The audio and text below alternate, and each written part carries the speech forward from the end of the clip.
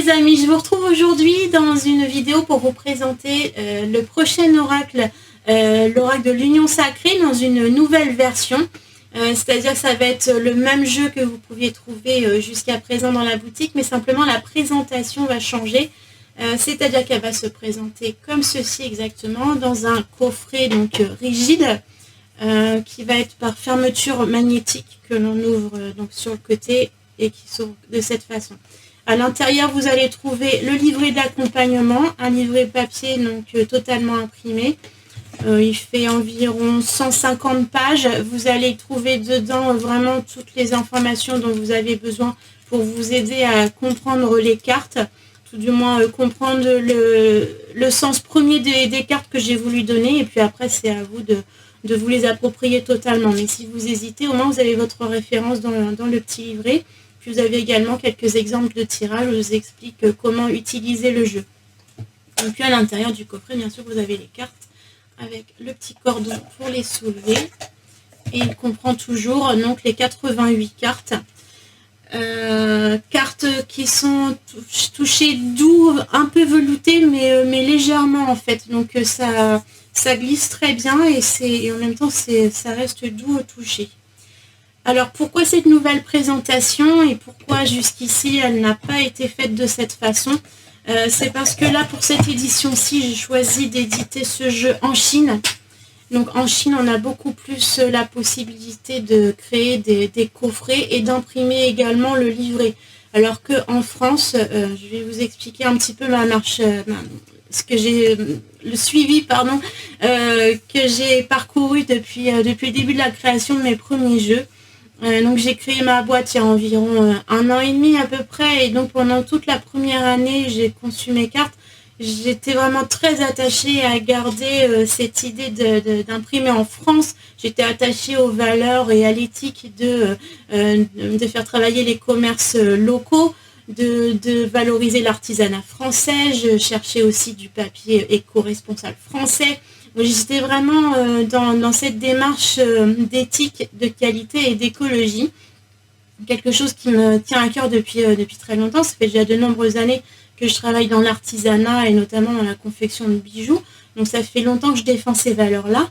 Et pour moi, c'était évident que si j'imprimais un jeu, il fallait qu'il soit imprimé en France, absolument. Malgré tout, ça s'est avéré vraiment très compliqué. Pendant 1 an, je me suis vraiment accrochée à cette valeur. Je me suis rendu compte, notamment en découvrant une vidéo de Célia Melville qui explique un petit peu son parcours et pourquoi elle imprime en Chine. Et véritablement, je me suis heurtée exactement aux mêmes difficultés. D'abord, j'ai envoyé une multitude de demandes de devis à des imprimeurs français qui se présentaient pourtant spécialistes du jeu de cartes. Et j'ai eu vraiment très peu de réponses. 8 à 9 sur 10, c'était silence radio, il n'y a eu aucun retour, quoi. Ça avait l'air d'intéresser personne, ma proposition. Donc voilà, aucun retour. Et dans les quelques retours que j'ai eu des gens qui étaient de toute évidence pas motivés. Alors, j'ai eu des gens au téléphone qui étaient là, bon je vous fais le devis, mais bon, voilà quoi. Pas envie plus que ça. J'ai eu beaucoup de personnes qui me disaient oui mais là c'est beaucoup, plus de 100 exemplaires, nous on fait pas, on fait vraiment 20-50 exemplaires ça va, mais après nous on est dépassés. En fait tout était fabriqué de façon très manuelle en fait, donc j'ai pas été visiter leurs équipements, mais clairement c'était du semi-manuel, donc du coup les grosses quantités ils géraient pas.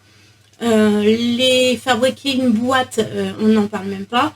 J'ai eu quelques retours pour pouvoir faire des boîtes, mais des étuis simples, mais vraiment une grosse difficulté à trouver des imprimeurs qui étaient capables de créer une boîte, un coffret comme on trouve dans le commerce habituellement quand on achète un jeu classique.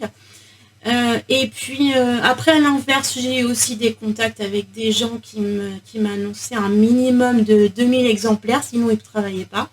Donc moi, comme j'étais en début d'activité, 2000 exemplaires, c'était pas possible, tout simplement. Et puis en continuant à chercher, j'ai quand même fini par trouver 2 imprimeurs avec qui j'ai pu travailler pendant toute cette année-là. Mais ça s'est quand même trouvé très laborieux, quoi. C'est comment je veux dire, pour la boîte déjà proprement dit, j'ai dû faire beaucoup de compromis. Moi à la base je voulais un joli coffret, je voulais idéalement comment je vais dire, la tranche, je la voulais colorée, dorée ou une autre couleur, je sais pas, peu importe. Je voulais vraiment faire quelque chose de super sympa. Et en fait, par rapport aux imprimeurs français, je me suis trouvée extrêmement limitée parce que ils faisaient pas. Les boîtes, c'était pas possible. Les boîtes en dur, personne ne faisait. Ou alors ils sous-traitaient en Chine, donc où est l'intérêt. Tout ce que j'ai pu faire, donc c'était étui carton. Après, avec le temps, j'ai pu développer les étuis boîte cloche. Donc pour vous rappeler, la première version, donc l'étui carton tout simple. Après, il y avait la boîte cloche. Donc là, elle s'ouvre. Donc c'est plus facile d'utilisation. On peut plus facilement attraper, ranger les cartes, manipuler sans abîmer la boîte. Mais ça reste quand même du carton. C'est du semi-rigide en fait. C'est du carton plié de la même épaisseur que la boîte en étui tout simple. C'est un peu mieux, mais c'est encore pas ce qu'on trouve habituellement en bien rigide dans le commerce. Et pour compléter aussi le souci qu'on rencontre avec les imprimeurs français, c'est que c'est au niveau du prix, forcément les coûts de production sont plus importants, donc ça se répercute sur notre coût de production et puis forcément sur le prix de vente que vous allez trouver. Et pour faire ce format étui boîte cloche, forcément c'était quand même relativement plus cher que l'étui simple, mais j'ai dû quand même baisser mes marges pour que ça reste abordable parce que je voulais pas vous vendre une boîte à 50 €, mais clairement c'était compliqué. Au-delà de ça, même si ça a été faisable, la goutte d'eau, ça a été que pendant toute cette année-là, j'ai dû commander, je sais plus, 8 ou 10 productions. J'avais mes 3 jeux, je les ai réédités chacun plusieurs fois. Et je crois que j'ai aucune commande qui est arrivée en livraison du premier coup comme il fallait. Il y avait toujours un problème. Notamment, j'ai eu plusieurs petits soucis de coupe, de cadrage, de plein de choses. Mais essentiellement, c'est le pelliculage. Donc, vous savez, les cartes, elles sont plastifiées. Et donc, la pellicule de plastique qui est dessus, c'était impossible à faire tenir sur mes cartes. Alors, allez savoir pourquoi. À chaque fois, il a fallu que je renvoie la production. C'était pas possible de vous vendre des cartes qui ne pouvaient pas tenir. J'avais des cartes, j'en ai là, juste en passant les doigts dessus. Comme ça, le pelliculage s'en va. Bon, c'est pas possible de vous vendre un jeu comme ça. Donc, à chaque production, j'ai dû refaire produire à nouveau avec des tests avant. À chaque fois, ça a été toujours du prolongement de délai, des imprévus, des coûts supplémentaires. Et puis ras-le-bol, quoi. Moi, je vous annonce une date de parution du jeu. Et puis, en fin de compte, l'imprimeur me met dans l'embarras. Et puis, il faut repasser en production tous les exemplaires. Ça reprend 2-3 semaines, un mois et demi. Ça a été vraiment une année compliquée où là, sur les derniers, j'en ai arrivé à me dire ok, la livraison là, elle est partie, ça met 2 jours à arriver, mais qu'est-ce que je vais trouver à l'intérieur? Est-ce que je vais pouvoir vendre tout de suite ou est-ce que ça va repartir encore en production?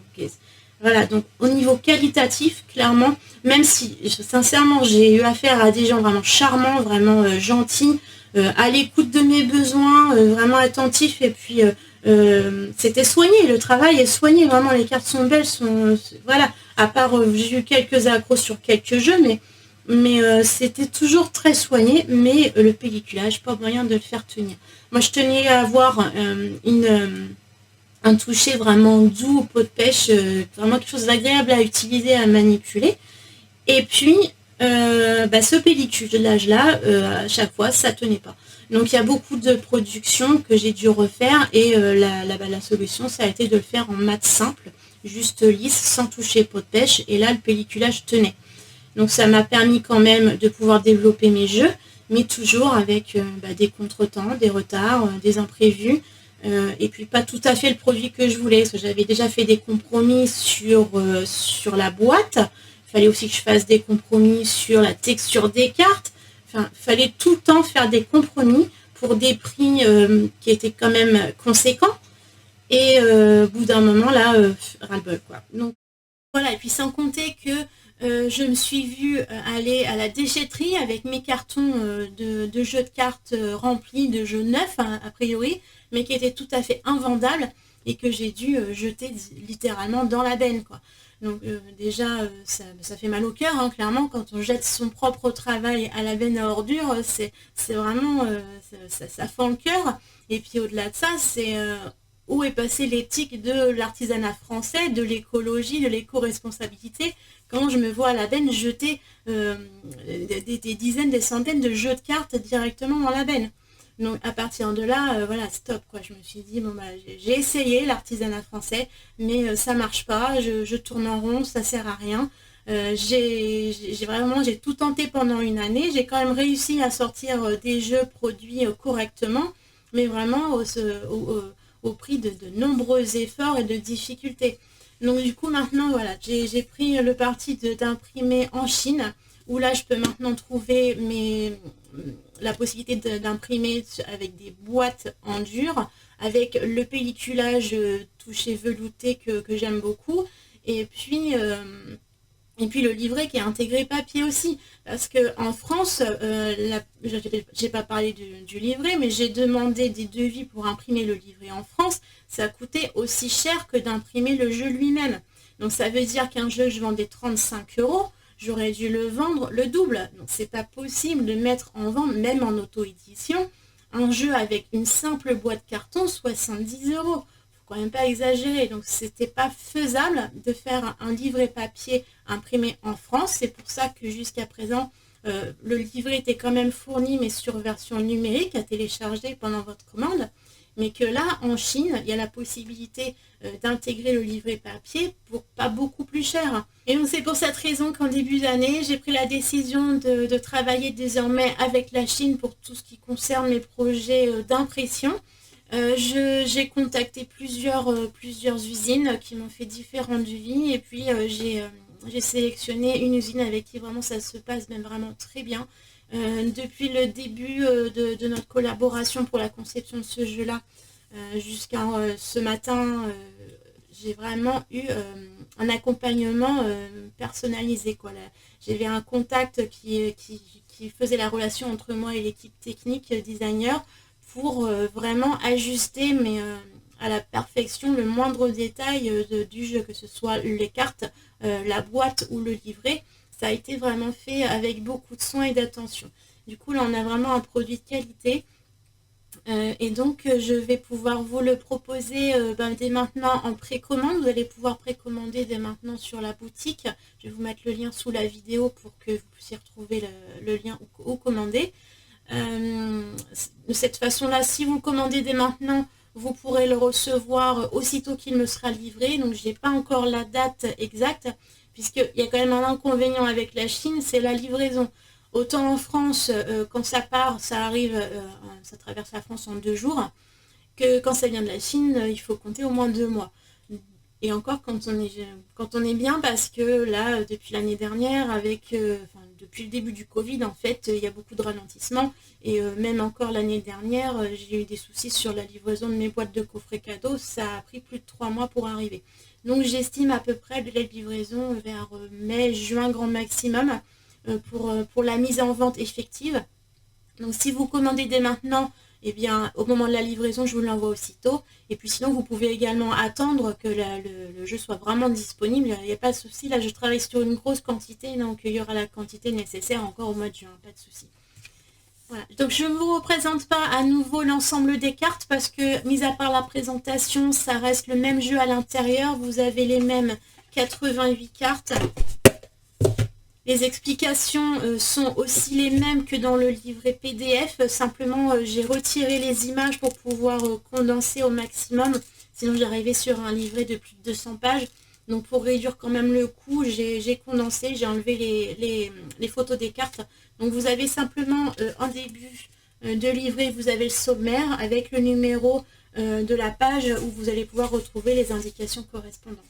Voilà, donc ça va être la seule différence avec le livret numérique. Et puis au niveau du carte, c'est exactement pareil. Donc là, donc tous les jeux seront maintenant en toucher finition peau de pêche, mais c'est vraiment fin, hein, c'est vraiment très doux. Et, euh, et donc c'est exactement les mêmes 88 cartes que sur les jeux précédents. Donc vous allez pouvoir consulter la vidéo précédente et puis également les vidéos qui ont été faites par mes collaborateurs pour, euh, pour voir un petit peu vraiment les 88 cartes.